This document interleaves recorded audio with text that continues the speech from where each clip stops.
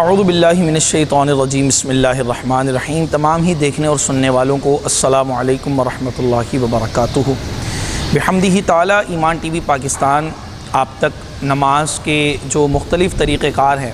وہ آپ تک پہنچا رہا ہے۔ آج ایک بڑا اہم مسئلہ آپ کے سامنے ہم لے کر آئے ہیں،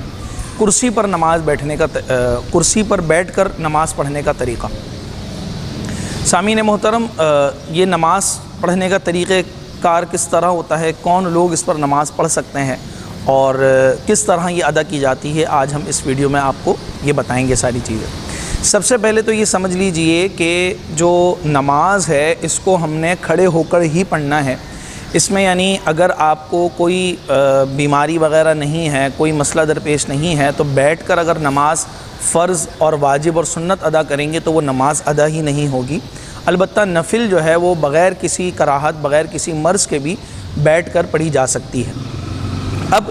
کیا کریں، جو بوڑھے حضرات ہیں یا جو پیرانہ سالی میں ہیں یا جو ضعیف ہمارے حضرات ہیں یا گھٹنوں میں جن کے مسلسل تکلیف ہے یا کسی کا ایکسیڈنٹ ہو گیا ہے خدا نخواستہ یا اور کوئی اس کے مسئلے مسائل ہیں، تو اب وہ بیٹھ کر نماز ادا کر سکتا ہے۔ بیٹھ کر نماز پڑھنے کا معاملہ یہ ہے کہ سب سے پہلے جو بیٹھ کر نماز پڑھنے کا ہے معاملہ، اس میں آپ زمین پر نماز بیٹھ کر پڑھیں گے۔ یعنی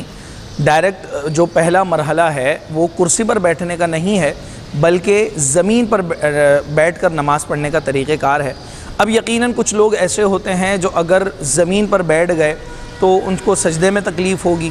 یا جو ہے وہ بیٹھ ہی نہیں سکتے زمین پر، یا پھر ایسا مسئلہ ہے کہ اگر زمین پر بیٹھ گئے تو کئی دیر تک وہ اٹھ ہی نہیں سکتے، تو پھر ان کا ایک شرعی عذر آتا ہے، وہ ان کا ایک مرض کی وجہ سے ان کو یہ اجازت دی جاتی ہے کہ وہ کرسی پر بیٹھ کر نماز ادا کر سکتے ہیں۔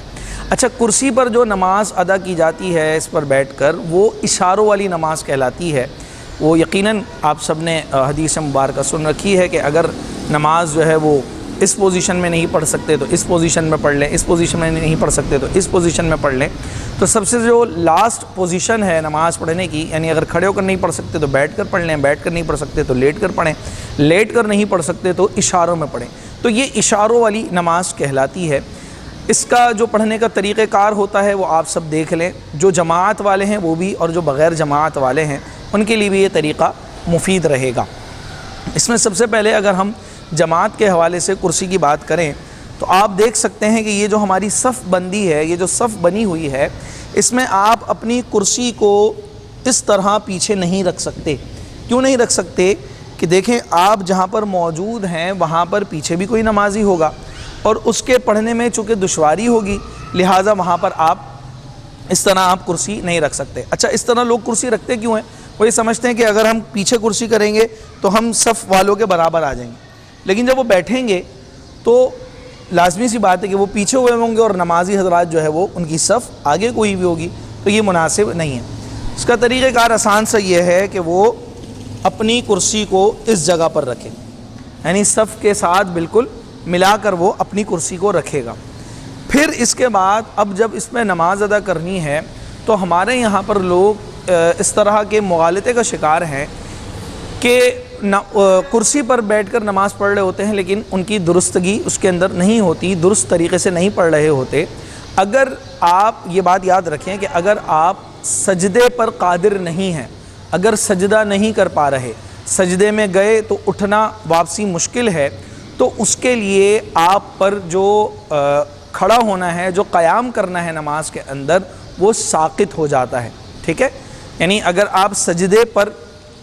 عبور نہیں رکھتے، سجدہ ادا نہیں کر سکتے، یا سجدے میں گئے تو واپسی نہیں آ سکتے، اگر چلے گئے تو پھر اٹھ کر بیٹھ نہیں سکتے، اگر اس طرح کے مسئلے مسائل ہیں تو پھر آپ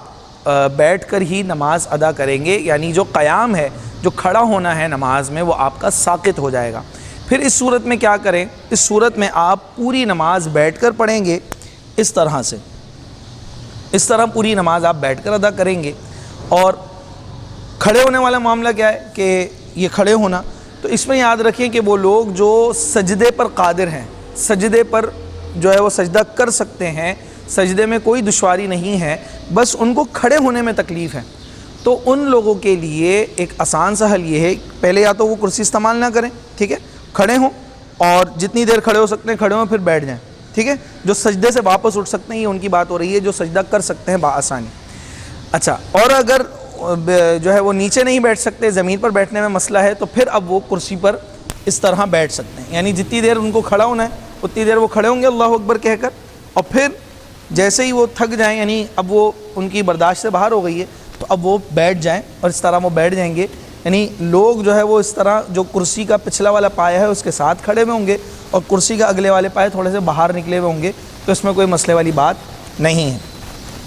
کوشش یہی کرنی چاہیے لیکن کہ کرسی پر اب اگر آ گئے ہیں، اللہ نہ کرے، تو آپ اسی طرح پوری بیٹھ کر ہی نماز پڑھیں، کیونکہ کرسی پر اکثر وہ لوگ نماز ادا کرتے ہیں جو سجدہ ادا نہیں کر سکتے، جن کو سجدے میں بڑی پرابلم ہوتی ہے۔ اچھا، پھر اس کے بعد آپ نے نماز جو شروع کرنی ہے اسی طرح اللہ اکبر کہہ کر آپ نے ہاتھ باندھ لینے ہیں، اسی طرح ہاتھ بندھنے کے جس طرح نارمل حالت میں نماز میں ہاتھ بندھتے ہیں کہ آپ نے 3 انگلیوں کو آگے رکھنا ہے، حلقہ بنا کر آپ نے اپنی کلائی کو پکڑ لینا ہے اور الٹا ہاتھ نیچے رہے گا۔ پھر اس کے بعد آپ نے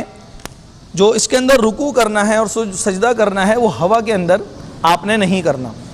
یعنی کچھ لوگ ایسے ہوتے ہیں کہ وہ آگے ہاتھ لے کر آتے ہیں سجدے میں، تو یہ مناسب نہیں ہے کیونکہ ہوا میں سجدہ نہیں ہوتا۔ اب چونکہ اشاروں میں نماز پڑھ رہے ہیں تو آپ کا جو سینہ ہے اور آپ کی جو گردن ہے اور آپ کا جو چہرہ ہے یہ اس کے سجدے کا اور رکوع کا اشارہ کرے گا، تو اس کے لیے آپ اللہ اکبر کہہ کر اپنی نیت باندھ لیں، ہاتھ باندھ لیں، سورہ فاتحہ اور سورت پڑھیں۔ پھر اس کے بعد آپ نے رکوع کرنا ہے تو آپ نے تھوڑا سا کم جھکنا ہے، اپنے ہاتھوں کو یہیں پر رکھنا ہے یا گھٹنے پر لیا ہے،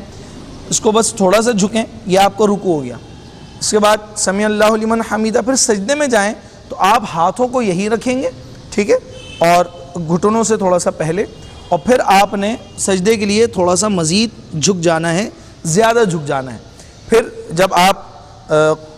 قومے میں آئیں، یعنی سجدے کے بعد جب آپ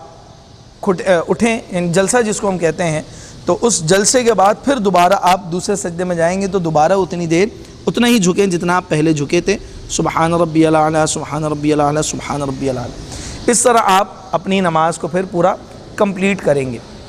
اور چونکہ میں بتا چکا ہوں کہ اب کھڑے ہونے کی ضرورت نہیں ہے، تو آپ اسی طرح بیٹھے بیٹھے ہی ہاتھ باندھ لیں گے اور پھر پوری نماز اپنی ادا کریں گے جس طرح نماز ادا ہوتی ہے۔ اب چاہے آپ جماعت کے اندر موجود ہوں یا جماعت کے باہر ہوں، آپ نے یہی طریقہ اپنانا ہے۔ ہاں، اس میں ایک گنجائش یہ نکل سکتی ہے کہ اگر آپ جماعت میں موجود نہیں ہیں تو پھر آپ کرسی کو آگے پیچھے کر سکتے ہیں، لیکن جب آپ جماعت میں ہوں گے تو آپ نے اسی طرح نماز ادا کرنی ہے۔ اچھا، پھر کچھ لوگ صوفے پر ادا کرتے ہیں، کچھ لوگ کسی طریقے سے۔ تو اب اگر دیکھیں کہ شرعی عذر آ چکا ہے، سجدہ ادا نہیں کر پا رہے، پاؤں میں کوئی چوٹ ہے یا کوئی ضعیف مطلب اتنا زیادہ ہو گیا ہے کہ اب وہ پاؤں کو موڑ نہیں سکتا زیادہ، تو پھر وہ کسی بھی چیز پر بیٹھ کر، کسی بھی چیز سے مراد یہ ہے کہ کرسی یا صوفے وغیرہ پر بیٹھ کر نماز ادا